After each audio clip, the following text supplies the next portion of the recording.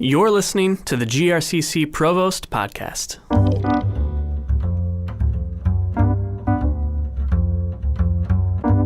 Greetings, persons of quality. You are listening to the second Provost podcast. Before I go too far into the program, I want to say thank you to Sean and the Collegiate for running an article about the Provost podcast, and I want to say thank you to all of you who sent me feedback. I was kind of curious about how many people were actually listening to the podcast, so I called up Noah DeSmit to see if he could tell me, because I figured if anybody would know how to get that information, it would be him. And he told me that my test podcast had nearly 275 listeners, and my first full-length podcast had about 175. I think we're kind of going in the wrong direction, but that there could be more people accessing the podcast from sources other than YouTube. So just as some points of comparison, think about this. Henri Le Chat Noir's most viewed video, and Henri the cat is the world's foremost feline existential philosopher. His most viewed video had over 9 million views. Meghan Trainor's video for All About That Bass, over 700 million views. Hey, there's even a whole channel for Cheetos on YouTube. I'm not kidding. Not that I'm competitive or anything, but tell your friends and relatives to listen. I'm all about that bass, bass. Thank you. Like the Premier podcast, this audio extravaganza has 3 parts. It's a veritable triumvirate of edification. Part 1, news from around the college. You may be aware, but maybe not, that there have been some changes in the Provost's office at the college. Judith Larson in the Grants office used to report to me, to the Provost, and after some discussion with a number of folks, including Judith, we've decided that it actually makes more sense for her to report to the Finance and Administration Vice President Lisa Freiberger. No worries, we're still collaborating very, very closely. The Grants Office and Academic Affairs, since Grants' work here is really meant to support the programs and the students of the college. Also, Art Johnson has left my office to go to the Communications Department. He has done a wonderful, wonderful job in my office, and I'd encourage you all of you who've worked with him in that capacity, to thank him for his work. But the truth is that in the environment that we're in now, we need to use our resources and our talents wisely, and the Communications Department needed Art more than the Provost's office. So his talents will be more fully utilized there, and I certainly wish Art all the best, and I know he's going to do a great job. There have been 2 very important visits to the college recently. One from NASM, the National Association of Schools of Music, and the other from NACE, the National Association for the Education of Young Children. These are the accrediting bodies for our music program and our child development program. Both of those departments, excellent departments here at the college, have done incredible work to prepare for those visits. The visits were very, very positive. The site visitors had wonderful things to say about Kevin Dobrev and all of his colleagues in the music department, about the skill of our music students. The site visitors from NACE had wonderful things to say about Becky Brinks and Jane Ann Benson and all of the faculty in our child development and preschool areas. It was just really, really wonderful to see those programs do so well. We won't hear their final decisions for a number of months, but I want to say a big thank you to Kevin, Becky, Jane Ann, and all of the faculty in those areas for their excellent work. Another group of faculty who have done excellent work, more than 150 full-time faculty and adjunct faculty have served as observers of their peers as part of our new faculty evaluation system. Over the past 2 years, you heard it, over 150 faculty have gone into their colleagues' classroom to give feedback on their teaching. I very, very much appreciate this work, as does the Faculty Evaluation Implementation Team. And to thank those faculty, we're holding 2 open houses on Wednesday, April 22nd, one of them from 10 to noon and one of them from 4 to 6, both events in 347 Main. Stop by, have some food, we'll have some good conversation, and we'll celebrate the good work of the past 2 years. A couple of important centennial year events coming soon. Musical Moods on Friday, April 17th at 7:30 in Fountain Street Church. This is the showcase year-end concert for our music students.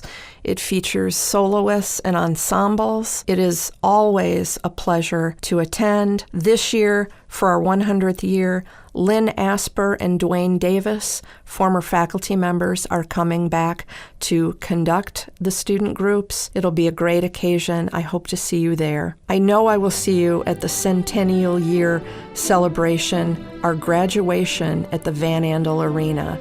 This year, we're trying something new. We've pretty gradually outgrown the field house, so we thought we needed to step it up and try the Van Andel Arena. Tina Hoxie and her commencement team have worked tirelessly to make this event a special one for our students. That occurs Friday, May 1st at 7 p.m. A perfect ending to a perfect 100th year. Part 2, our esteemed guest, Luann Keizer. Let's chat with Luann.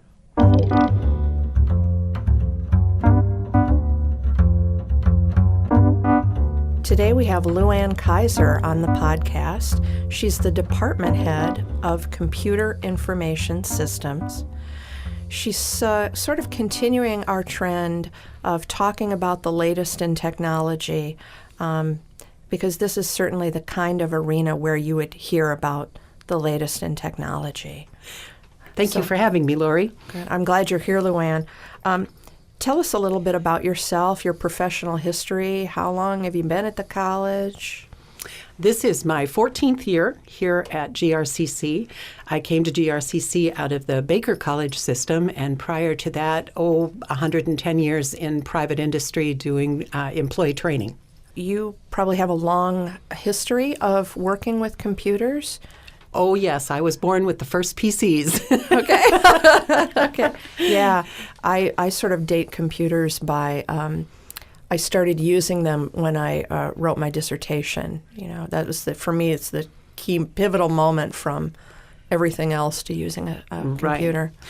I remember my first hands-on was with an early PC and up through the Macintosh ranks then when I worked at Hayworth in Holland. So a lot of years bringing PCs along. Okay. Well, recently, within the last several years, your department changed its name from Computer Applications to Computer Information Systems. Is that correct? That is correct. And so why did that happen? We did that to better reflect what it was we were really doing. Computer applications is a narrow part of computer information systems, and our curriculum and our coursework had broadened well past just the application level. So it was bringing it into the 21st century that helped us modernize a bit. Okay. You have been, over the last couple of years, also busy with a lot of curricular revisions, major course changes, new courses, new programs, program discontinuations. Tell us about how you've been updating your curricula. We were focused on one word, and that was clarity. And that was driving a great deal of our changes. We went with the change to the Computer Information Systems Department and then aligned all of our courses to that. By clarity, I mean that we had 15 different degrees and tracks and certificates and programs, and it was not clear to students. It was not clear to our transfer partners. It was not true to our pathway coming up from the tech schools. We needed to clarify our degrees and our programs so that all of those partners could make sense of them. So we looked at enrollment, we looked at environmental scans of the industry, and we reduced our programs to 7 very clearly defined degrees. We now have 3 pre-programs that will transfer to our 4-year partners, and we have 4 get your AAAS and go to work degrees, and that has helped immensely. And all of these will go into place in fall of 15. Okay. Has the whole department been involved? Everybody took a piece of this? Or? We divvied up degrees, giving a lead faculty member to each degree program, and each person was responsible for that environmental scan, for finding out where our students come from, where did they go to, for embracing and owning that degree. So it has been a long process. We've been the guinea pig for evolving some of the processes here at the college, which has been an adventure. And I'm glad that you see it that way. And we have, among the full-time faculty, certainly learned a great deal about our own courses, our own students, our own transfer partners, everything. So it's not been something we want to do every few years, but it needed to be done now. Tell me this isn't a test, because I would struggle with this. Can you tell us what the 3 transfer degrees are and what the 4 pathways to career are? Lori, you're putting me to the test I here. know. Well, 7 things is more than I can handle, but just relax, because Noah can edit this. Okay. So we'll be fine. I think I have them down. Our 3 transfer degrees, our 3 pre-majors, are in computer information systems, which is directly designed to transfer to Grand Valley and to Ferris. Our computer science major, which if you look at it, it's an interesting degree because it has 1 computer class in it. Other than that, it is the math and engineering degree that transfers. Our information security pre-major is intended to go into our transfer partners' security programs. Those are the 3 pre-majors. Our 4 AAASs, our workforce degrees, will be in programming, networking, computer support technician, and web and graphics design. Tell me a little bit about the difference between a pre-major in computer information systems and a pre-major in computer science. What would be the main difference between those? The computer information systems degree at all of our transfer partners is more the systems analysis. You want to go write programs. You want to write Facebook. You want to write big applications. Okay. That's computer science, computer information systems. The computer science degree is more geared to computer engineering, a whole different bailiwick where systems are the basis of other programs. So, and again, the computer science is very, very heavy in math.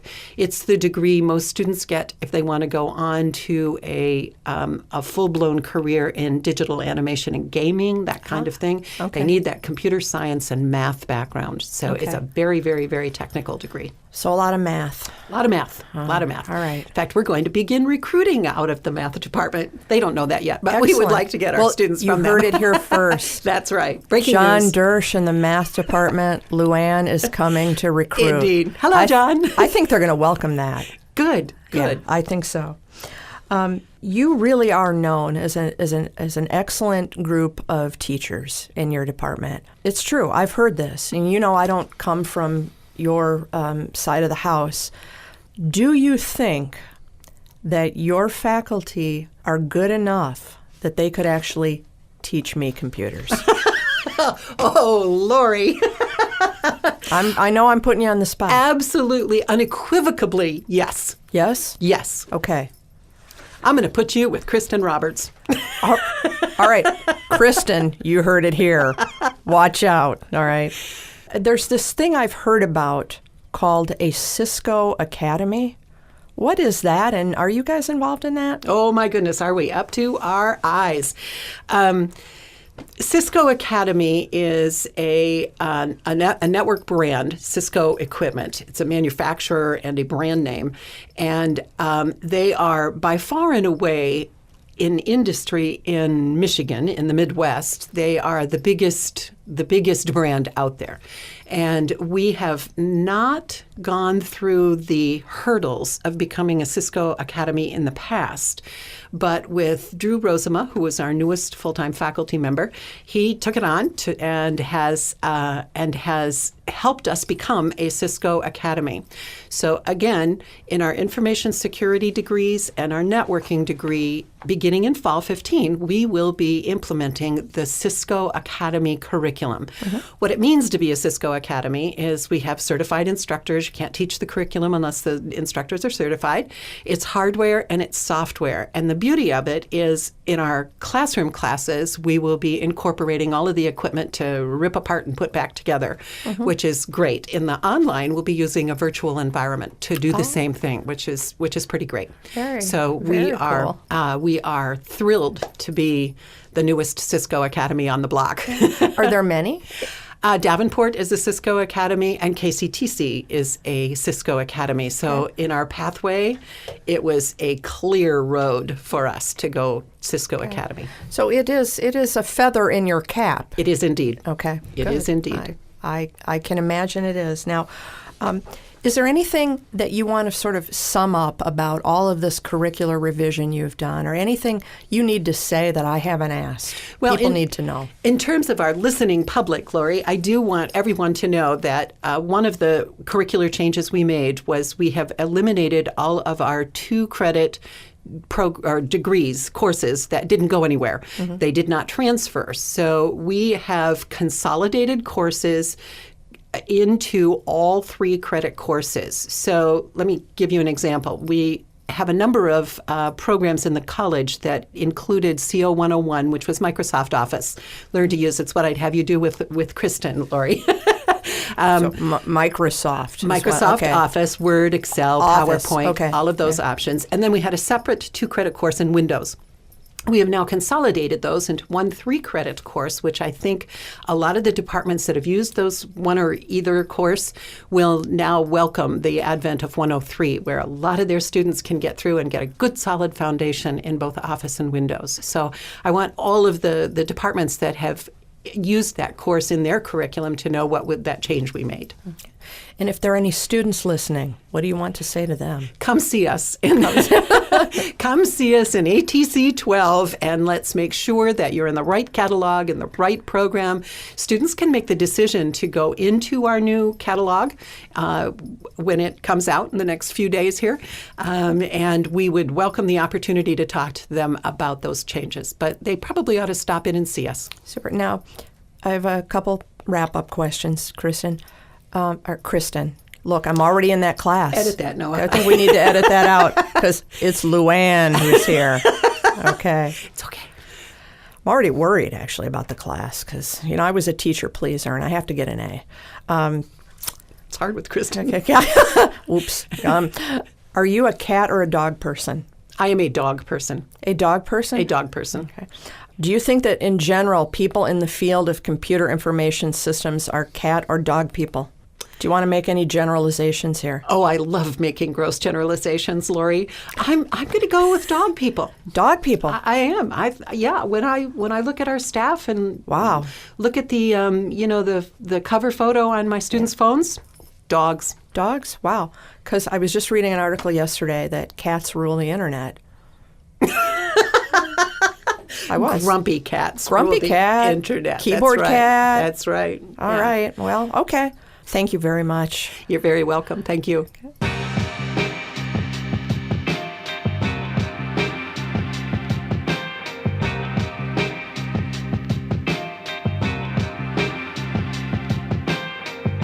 Part 3, a final reflection with comments on Dexter, Cat of Quality. In order to try to improve my podcasts and to get more listeners, I've been doing some reading. And I found out that cats rule the internet. So I thought I should add something about my cat Dexter to the podcast. He's named for the TV character Dexter because we had hoped that he would be a serial murderer of mice. He has proven woefully inadequate in that area. I have always, all my adult life, wanted a pet cat. I had cats when I was a kid. My husband had cats when he was a kid. But for 25 years, my charming spouse said, no cat, no cat, no cats. Well, once we got a few mice in our basement, he rethought that plan. We went to the rescue and we picked out Dexter, a very handsome tuxedo cat. If you know anything about cats, you know that tuxedos are widely acknowledged to be the smartest of all the cats. My husband absolutely loves Dexter the cat. The cat absolutely loves my husband. He loves my husband more than he loves me. My husband may love Dexter more than he loves me. The cat is not at all what we would have expected. We decided, he's a rescue cat, so we really don't know when he was born. But given sort of what a great disappointment he's been and doing everything differently, we decided that his birthday should be April Fool's Day.